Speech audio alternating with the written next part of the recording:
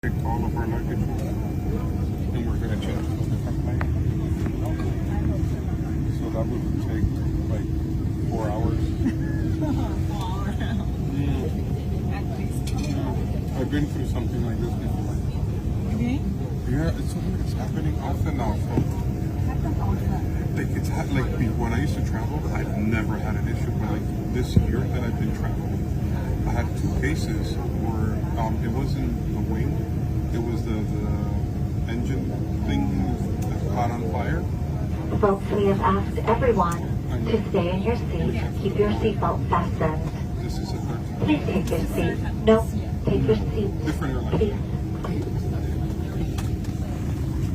再次提醒各位旅客，听好了，挂好扣安全带，不要站起来拿着行李或者使用洗手间。